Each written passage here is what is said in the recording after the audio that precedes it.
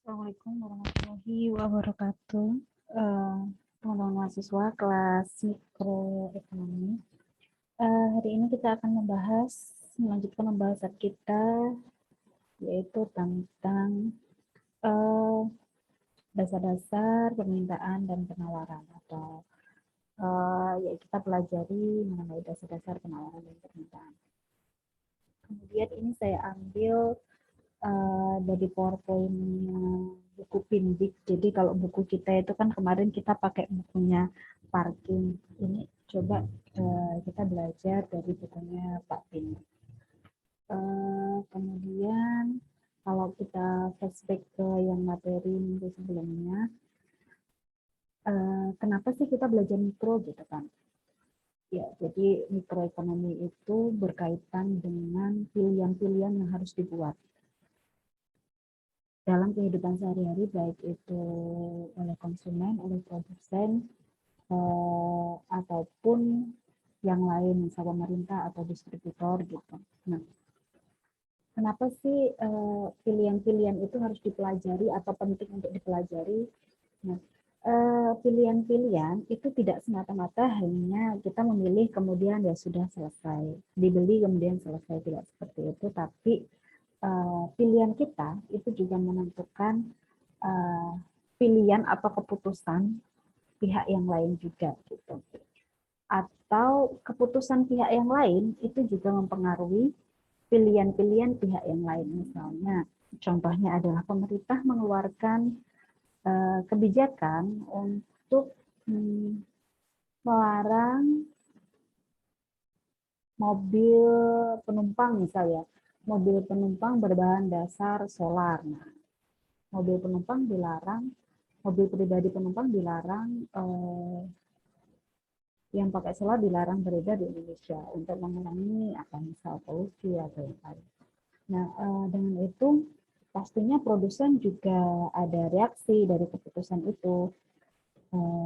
Jadinya produksi mobil penumpang berbahan bakar solar tidak atau di stop Indonesia gitu. Nah, pilihan atau keputusan pihak lain akan mempengaruhi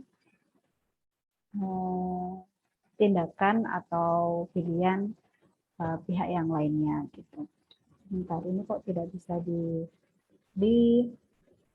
di next ataupun di back. Oh,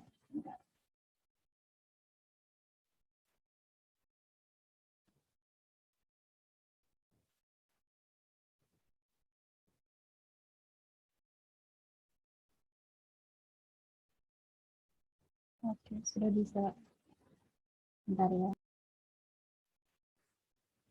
Oke, lanjut ya. Eh, Tadi sudah dijelaskan sebelumnya mengenai microeconomics, keputusan dan eh, pilihan itu kenapa begitu penting untuk dipelajari, karena pilihan atau keputusan kita itu juga menentukan perekonomian secara keseluruhan. Yang pertama nih Bu Anggari mau tanya ke kalian. Nah, semoga gambarnya terlihat ya. Gambar sepatu. Gambar sepatu ini, jadi ada sepatu. Kemudian jadi bingung. Gini, teman-teman, ini yang laki-laki, Bu Anggari mau tanya. Kalau kalian ada sepatu, kemudian satunya itu ada laptop. Nah, ini kebetulan laptopnya yang Bu Anggari cari adalah laptop yang terbaru atau barusan rilis dan lagi rame. Ini ada laptop dari Redmi Book. Kemudian satunya ada sepatu, ini sepatu biasa sih, sepatu. Bang tadi sepertinya tidak tahu banyak sih dengan tentang sepatu laki-laki, tapi ini salah satu contoh aja.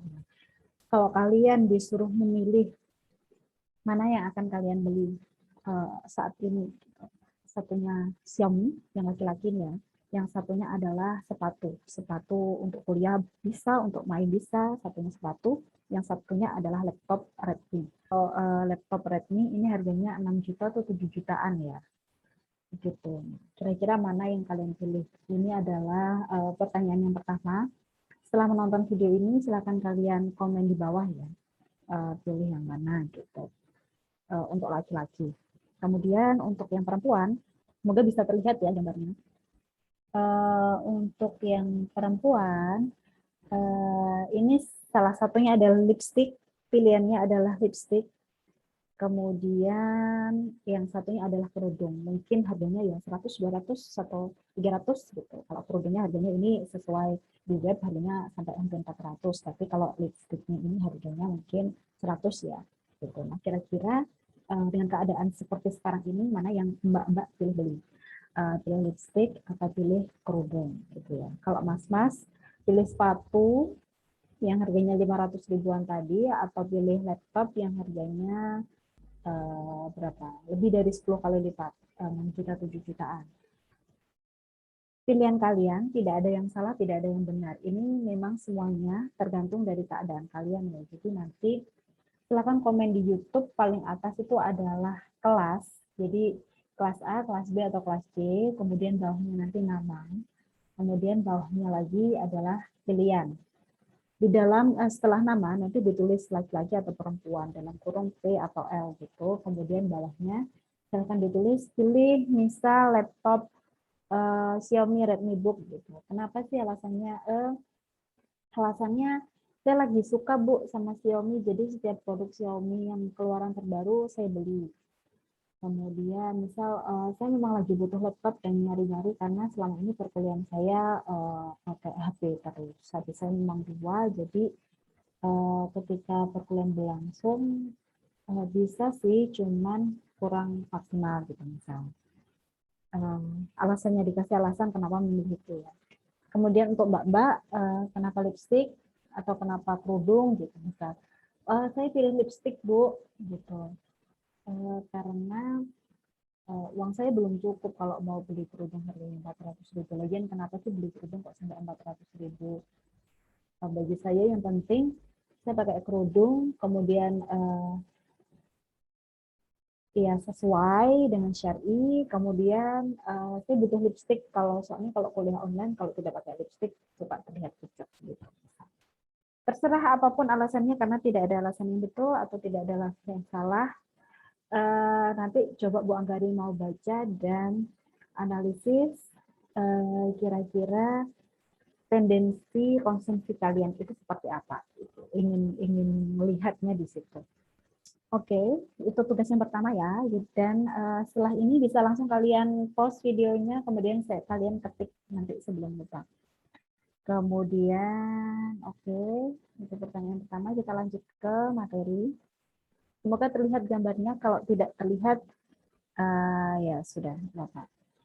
Bayangkan aja yang laki-laki pilih sepatu 500.000 atau pilih laptop 6 juta, 7 juta. Yang perempuan pilih lipstick 100 ribuan, dapat satu ya, atau kerudung gitu. Tadi kebetulan saya carinya yang pas ketemu harga 400 ribuan, pilih yang mana. Kemudian lanjut sebentar, ini laptop saya sangat lambat. Semoga kalian bisa sabar. Nanti kalau masuk ke videonya bisa di skip gitu ya. Kalau saya masih proses loading. Ini sudah bisa nih. Oke, jadi kita mau bicara mengenai dasar-dasar permintaan dan penawaran. Atau di sini adalah dasar-dasar dari penawaran dan permintaan. Oke, next dulu.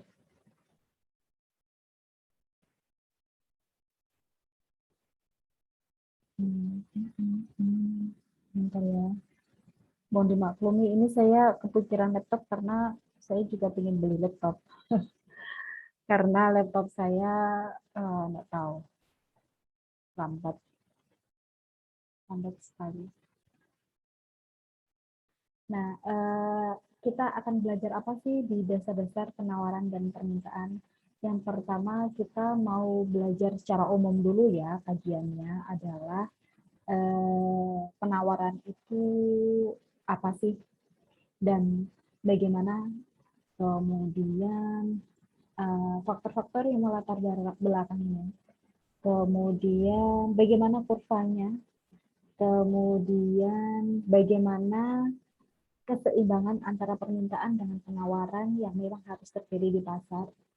Kemudian bagaimana kalau suatu pasar itu tidak seimbang gitu. Nah, sambil nunggu kita rehat sejenak deh. Padahal kita belum apa-apa tapi sudah rehat. Gini, jadi ibaratkan keseimbangan pasar itu seperti keseimbangan dalam hidup kita. Saya dapat materi ini dari guru saya dulu dan ini sangat bermakna ya menurut saya. Ada suatu ketika di dalam hidup kita itu mengalami shock. Biasanya shock itu karena waktu atau karena keadaan tertentu atau karena keadaan baru kemudian terjadi shock, terjadi apa ya? Eh, eh, perpindahan dari eh, kegiatan lama, kegiatan baru. Bisa nih, kalian sudah berada di zona nyaman di sekolah, kemudian ada shock waktu, pindah ke kuliah, kok jadi seperti ini, kok jadi semuanya sendiri misalnya. Itu kan suatu keadaan baru yang memang kalian harus menyeimbangkan. Gitu. Seperti halnya pasar, seperti halnya kehidupan kalian, pasar pun juga gitu. Di dalam pasar itu kadang terjadi keadaan tertentu yang menyebabkan pasar itu tidak seimbang. Contohnya keadaan tertentu itu adalah kelebihan. Kelebihan mungkin panen, atau bisa terjadi kelangkaan juga gitu kan. Kelangkaan dan kelebihan itu excess demand dan excess supply itu mengakibatkan suatu pasar terjadi shock tadi, guncangan gitu loh.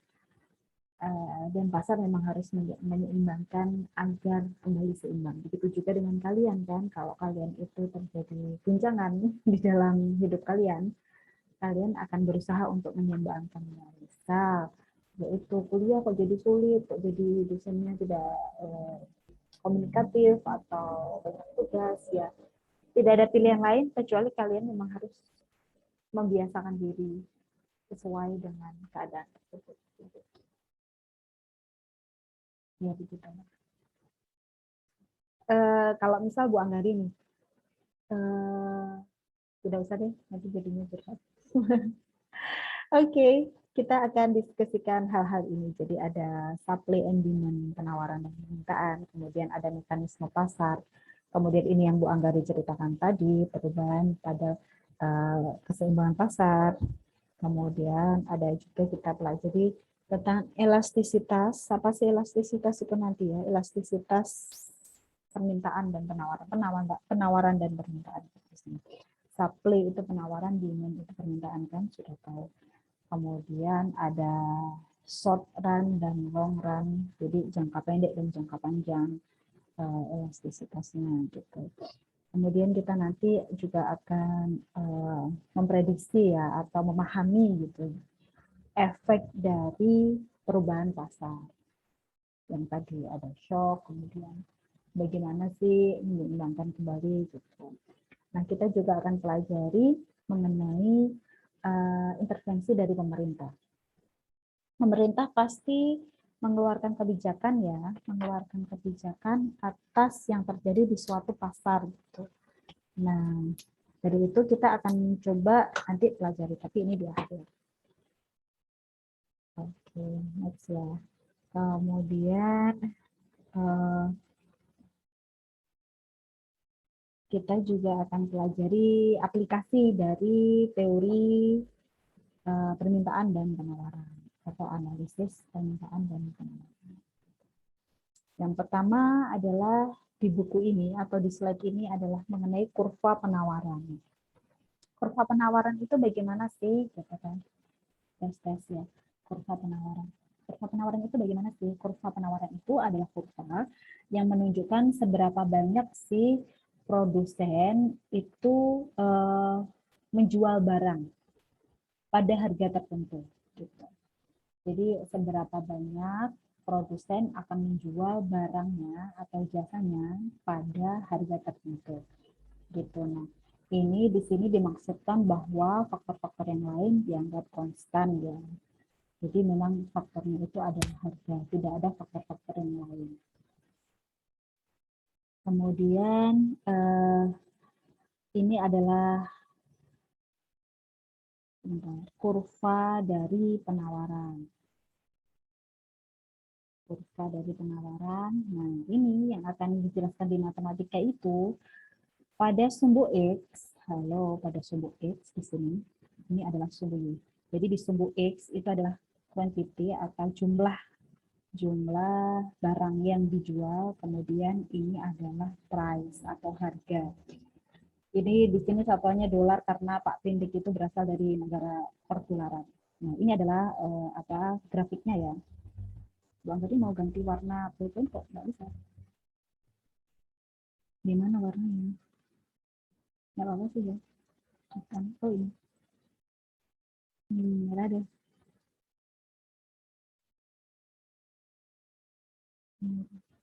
Oke, tes. Oke. Ini grafiknya. Nah,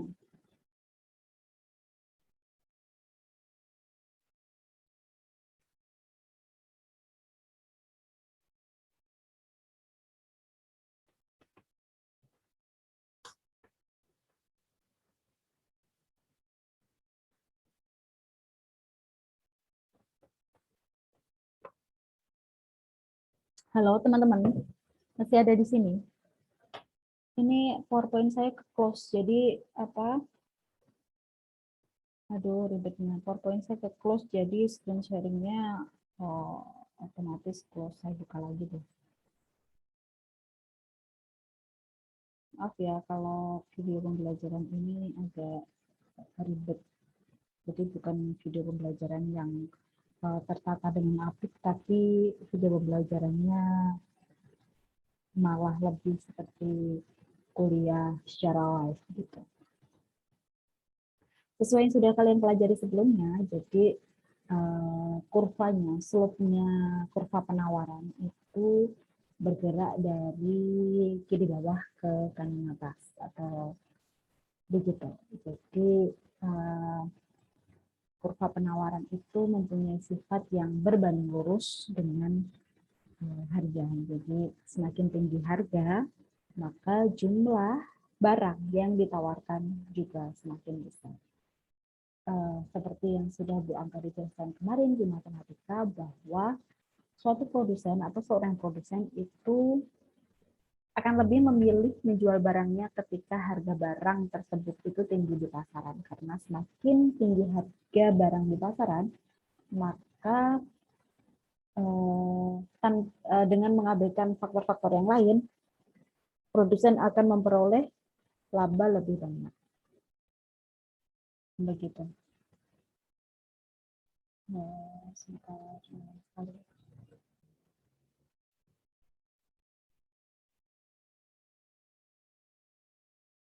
Kemudian hal ini akan berbanding terbalik dengan kurva permintaan, karena di kurva permintaan itu hubungannya adalah negatif. Jadi konsumen itu lebih memilih membeli barang ketika harga barang tersebut itu rendah. Seperti halnya Bu Anggari yang suka sekali cari sale gitu, atau super branded gitu. Begitulah. Nanti kita coba pelajari juga ya analisis mengenai tindakan-tindakan seseorang di ketika belanja di masa ini. Ini tadi jadi kurva permintaan.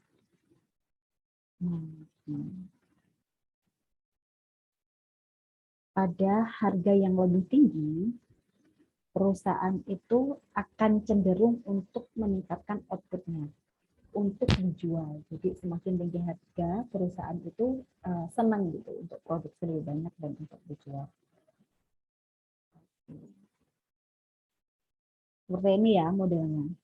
Nah, selanjutnya ini adalah non-price, faktor-faktor yang mempengaruhi penawaran selain harga. Yang pertama adalah cost of production, itu jadi biaya produksinya, baik itu biaya tenaga kerja, biaya modal, ataupun biaya bahan baku. Jadi ini adalah faktor-faktor mempengaruhi perusahaan untuk meningkatkan penawarannya. Yang mempengaruhi adalah yang pertama harga. Di sini tadi dijelaskan semakin tinggi harga maka jumlah barang yang diproduksi akan semakin tinggi. Sementara di sini itu adalah faktor-faktor yang mempengaruhi penawaran selain faktor harga, yaitu adalah biaya produksi. Biaya produksi itu terdiri atas biaya tenaga kerja, kemudian modal, kemudian bahan baku. Nah, ini adalah perubahan di supply. Ini kalau kalian capek untuk mempelajarinya di pause-pause nggak apa-apa ya, karena agak banyak. Nah, ini ketika biaya bahan bakunya itu turun. Nah, ketika P1, saya ini menjelaskan dari saya. Oke. Pada harga P1, perusahaan tersebut akan memproduksi sebanyak Q2. Oh, mana Q2-nya? Tidak ada Q2-nya. Kemudian pada P2, akan memproduksi, ini salah mungkin ya, ini adalah Q2. Nah, ini Q1. Pada harga P1, perusahaan tersebut memproduksi pada Q2, kemudian pada P2 memproduksi pada Q1. Kurva penawaran, oh gini loh guys. Nah ini betul. Nah, ini betul ya berarti. Ketika harga, jadi ada keadaan harga bahan bakunya itu turun. Jadi ketika harga di pasaran itu P1, harga barang tersebut, misalnya barang tersebut itu adalah tempe mendoan ya. Tempe mendoan, perusahaan tempe mendoan, ketika harga tempe mendoan itu di P1, itu dia akan memproduksi sebesar Q2 ketika bahan bakunya itu turun. Misal tempe, tepung itu turun, maka perusahaan tersebut itu akan memproduksi tempe mendoan sebanyak Q2. Ya betul, ini Q2-nya di sini. Kemudian yang awalnya itu ketika harga P2 itu memproduksi hanya sampai Q0, maka perusahaan tersebut menambah produksi tempe mendoan sampai Q1 gitu. Jadi ini ceritanya adalah bahan bakunya turun. Cost of raw material falls. Kemudian ya ini review dari supply, bahwa supply itu ditentukan dari non-price juga. Non-price supply determining variables. Jadi contohnya tadi adalah labor, capital, dan raw materials. Kemudian selanjutnya adalah demand curve. Jadi ini adalah kurva permintaan. Kalau demand curve itu menunjukkan seberapa banyak barang yang konsumen itu akan beli pada harga tertentu. Kemudian ini kurvanya. Nah, jadi kalau kurva demand itu bergerak menurun dari kiri atas ke kanan bawah. Jadi konsumen itu lebih memilih untuk membeli pada harga rendah daripada ketika harga tersebut tinggi. Kalau harga tersebut tinggi, misal harganya di sini 100.000 gitu ya. Nah, ditarik garis. Yang beli itu misal 5 gitu. Nah, ketika harganya itu turun jadi misal 20.000 di sini. Nah, pembeliannya akan naik. Misal di sini 15 gitu. Udah bisa dipahami ya, gampang kok. Nah, apa sih faktor-faktor yang mempengaruhi permintaan? Jadi ada income, kemudian ada selera konsumen, kemudian ada harga dari barang terkait. Jadi ada barang substitusi atau barang komplement. Income ini tiap orang bisa beda-beda ya. Income atau uang saku ini tiap orang bisa beda-beda dan tidak penting income kita berapa, yang penting kita bisa membelanjakan sesuatu atau menerapkan prinsip konsumsi itu sesuai dengan uang saku atau income kita. Income kita banyak, tapi kalau konsumsi kita tidak bisa mengatur konsumsi, maka kita juga akan defisit. Income kita pas-pasan, tapi kita tidak terlalu konsumtif terhadap barang-barang yang tidak perlu atau secukupnya, maka juga kita akan cukup. Kemudian selera konsumen itu juga beda-beda. Jadi ada orang yang suka bubur diaduk atau tidak diaduk, nah seperti itu. Tidak ada yang salah. Jadi nanti coba pertanyaan yang pertama tadi silahkan dijawab karena tidak ada yang benar, tidak ada yang salah. Semuanya tergantung dari income, selera konsumen, dan mungkin kalian juga mempertimbangkan price of related goods. Ada substitusi dan komplement, nanti kita bahas di akhir. Ini ada perubahan dari demand atau permintaan. Ketika uang saku atau income-nya naik. Nah, ketika suatu barang ada di P1, maka kita akan membeli, harusnya kalau demand itu membeli ya. Demand itu sebelumnya ketika income kita biasa atau pas-pasan belum naik, itu ketika harga P1 kita konsumsinya sebanyak P1. Misal di sini harganya 50.000, aduh, 50.000 kita belinya itu sebanyak misal 10. Nah, ketika harganya tetap 50.000 tapi kita ada kenaikan pendapatan, maka kita akan menambah konsumsi barang tersebut 12 gitu. Apakah memang konsumsi kita sesuai dengan hukum ini gitu? Kira-kira sesuai atau tidak? Coba kalau Bu Anggari pikir-pikir ya terhadap hidupnya Bu Anggari itu, saya konsumsinya itu tidak menambah pada satu barang, gimana sih? Ini, jadi kalau dulu Bu Anggari itu konsumsi tisu misalnya, tisu itu habis satu kotak sebulan. Ketika pendapatannya Bu Anggari naik misalnya, saya juga tidak menambah pendapatan tisu saya jadi 2 atau jadi 3, tetapi memang melebarkan konsumsi saya, entah itu memang konsumsi atau investasi atau saving gitu. Jadi kalau kebutuhannya memang satu saja, saya tidak merubah pola konsumsi saya. Jadi saya tidak pernah misal makan sampai 6 kali sehari gitu. Kalau pendapatan saya naik, gimana? Make kan bisa dipahami kan ya? Gitu. Jadi nanti coba kita lebih mendalam. Ini jadi kalau permintaan itu ditentukan dari beberapa variabel yang memang non-price, contohnya adalah income, kemudian harga dari barang terkait, dan selera. Kemudian demand curve sudah ya.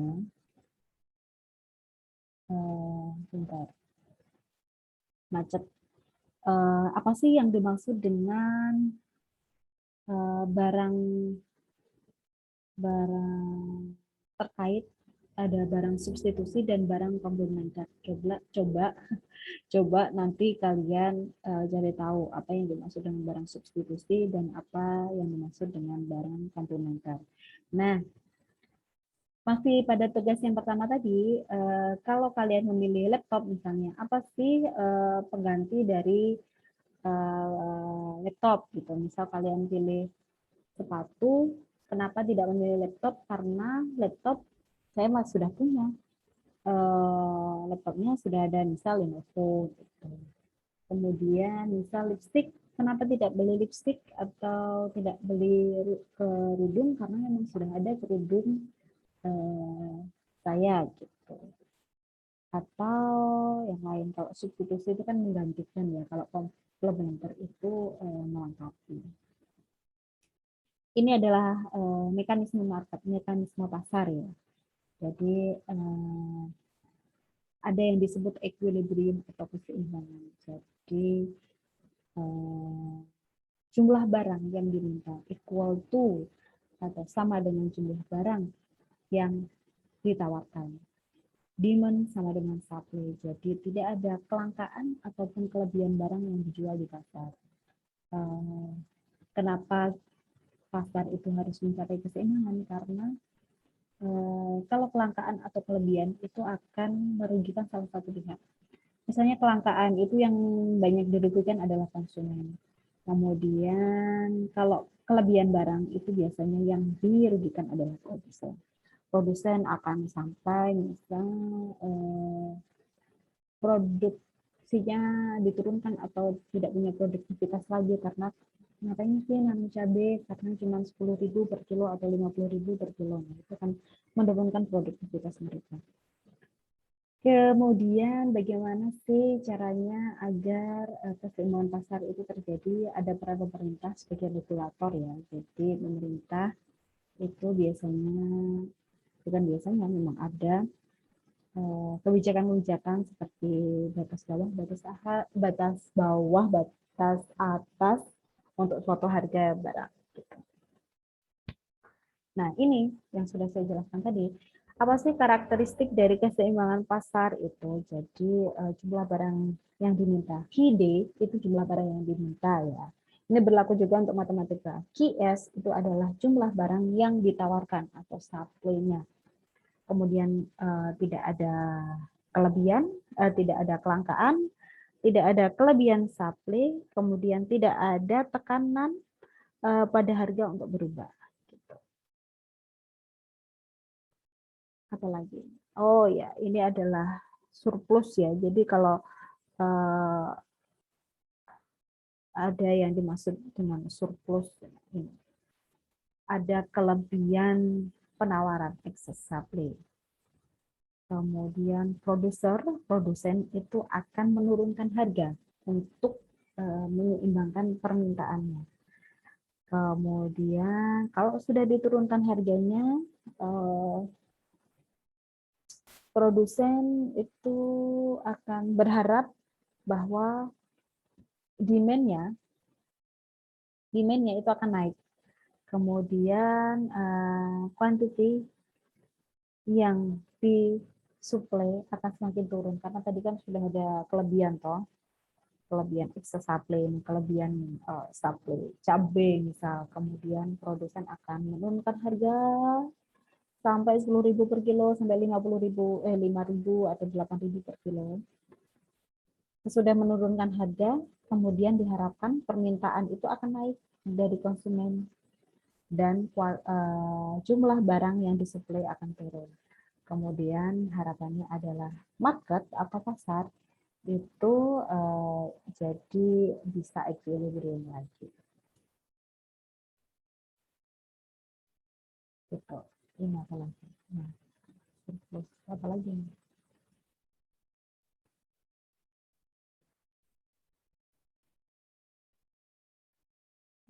Sama. Nah, kalau ini kelangkaan nih, namanya kelangkaan. Kelangkaan ini bagaimana? Jadi ada kelangkaan barang, supply-nya dikit. Kalau supply-nya dikit, produsen itu akan menaikkan harga. Kemudian kalau sudah dinaikkan harga, maka jumlah barang yang diminta itu akan turun. Kemudian jumlah barang yang ditawarkan itu karena permintaan turun ya, jumlah barang maka akan naik atau bergerak menuju keseimbangan. Jadi kemudian pasar nanti akan berlanjut untuk menuju keseimbangan pasar yang baru.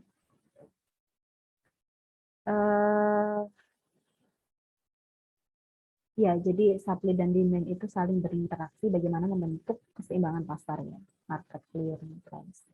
Kemudian ketika tidak berada di equilibrium, ketika tidak berada di keseimbangan pasar, maka market itu akan dia bagaimana mengejar shortage, kelebihan ataupun surplus, kelangkaan ataupun kelebihan, dan kembali pada keseimbangan pasar, gitu kan.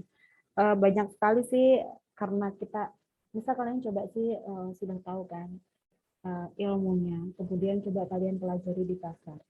Sejak saya jadi ibu rumah tangga, itu saya mengamati misal harga barang itu naik turun, kemudian nanti naik lagi, nanti turun lagi, oh di akhir tahun naik, nanti bakalan turun lagi. Nah, itu yang namanya pergerakan pasar. Jadi itu market memang harus kompetitif ya, harus bersaing gitu, agar mekanisme pasarnya itu efisien dan bisa seimbang gitu. Jadi cabai itu tidak selamanya berada di harga 100.000 per kilo, itu tidak selamanya. Nanti kalau memang itu susah untuk bergerak secara mandiri, pemerintah akan melakukan kebijakan operasi pasar gitu. Jadi pemerintah itu akan melakukan operasi pasar agar harga cabai itu bisa turun dan kembali normal. Begitu juga ketika harga cabai itu kemarin terakhir saya itu paling rendah sekilo ya, sekilo itu 10.000 atau 8.000. Tapi tidak selamanya itu terjadi. Mulai bergerak naik kembali ke 20.000 per kilo. Jadi harga keseimbangan itu memang ditentukan dari supply dan demand-nya, bergerak secara otomatis gitu, gerakan diri secara otomatis. Oh, ini apa lagi? Oh, ini ketika harga bahan bakunya itu turun. Ketika harga bahan bakunya itu turun, kemudian apa yang terjadi? Awalnya itu supply-nya itu ada di merah ini kan.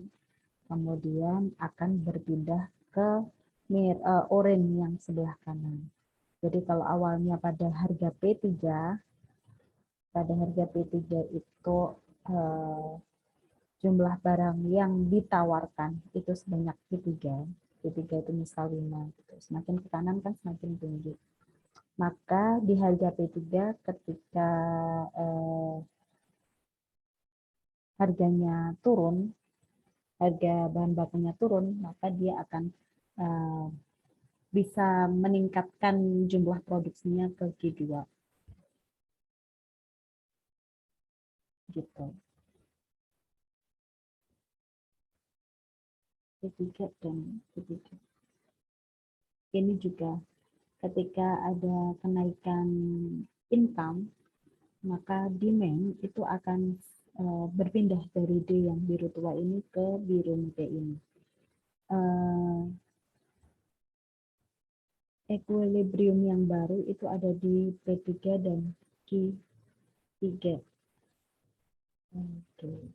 Jadi awalnya itu S-nya ada di sini. Couplingnya, keseimbangan awalnya itu ada di sini. Ada di sini. Kemudian berpindah ke sini. Karena ada kenaikan income, dan meskipun harganya P3, itu konsumen itu tetap beli barang sejumlah Q3. Konsumen tetap beli barang sejumlah Q3. Bukan beli barang di Q2 atau awalnya kan titiknya di sini. Awalnya titiknya D. Pokoknya kalau biru itu kan demand. Kalau demand itu jumlah barang yang dibeli ada di Q2. Awalnya ketika harga P3, misal harganya itu di sini 50.000, dia belinya misal 10 gitu. Kemudian ada income kenaikan pendapatan, nggak apa-apa deh beli barang di harga 50.000, tapi kita bisa beli sejumlah misal 15. Ini berkaitan dengan pembacaan kurva ya. Jadi pembacaan kurva terus banyak-banyak. Kemudian nanti coba deh dipahami. Nah, ini tidak usah. Terakhir kita ada di slide 33. Coba nanti slide ini akan saya kirimkan ke kalian ya, pelajari untuk pertemuan ini itu sampai slide 33. Dipelajari banget-banget bagaimana cara membaca kurva. Bagaimana cara membaca kurva. Nah, ini ketika income naik, kemudian jumlah barang yang diminta turun. Bagaimana cara membacanya? Nanti kalian boleh banget tanya ke Bu Anggari, Bu, bagaimana cara membaca kurva yang di halaman ini? Ini ada slide ya. Di slide ke-32 itu bagaimana? Coba kalian pelajari dulu. PR-nya itu yang pertama tadi laki-laki suruh memilih sepatu dan apa? Laptop, perempuan, lipstick dan kerudung. Bisa dikemukakan di komen ya di YouTube. Nanti ini setelahnya saya upload di YouTube. Pelajari sampai slide 33 atau 32.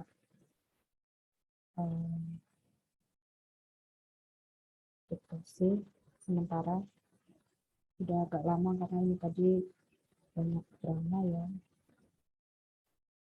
jadi gitu. Yang perlu bisa diambil di perkuliahan mikro mengenai mekanisme pasar dan keseimbangan pasar itu bahwa segala sesuatu memang di dalam hidup itu pasti akan kembali ke keseimbangan masing-masing. Kadang kalian merasa tidak enak seperti ini atau kurang nyaman, tapi memang kita tidak tahu bahwa memang ini yang terbaik gitu. Jangan terlalu kita menginginkan pada untuk berada di suatu tempat dan kadang kita lupa bahwa tempat kita berada saat ini itu merupakan tempat yang terbaik. Kita juga tidak tahu. Kemudian pesan dari Bu Angkari selanjutnya, kalau terjadi shock dalam hidup kalian, goncangan gitu, cobaan gitu ya. Ya memang kita harus kembali ke keseimbangan. Nanti hidup akan membawa keseimbangan kita kembali lagi dan nanti pasti ada lagi shock lagi gitu. Meskipun baru saya itu ya cukup banyak mengalami shock sudah, dan memang pasti ada aja jalan gitu. Meskipun saya juga belum selesai dengan shock saya ini. Begitu perkuliahan mikro pada pagi hari ini dikerjakan, jadi tidak dikumpulkan ya karena tugasnya nanti saya lihat dari komentar kalian di grup di YouTube. Itu saya akhiri. Assalamualaikum warahmatullahi wabarakatuh.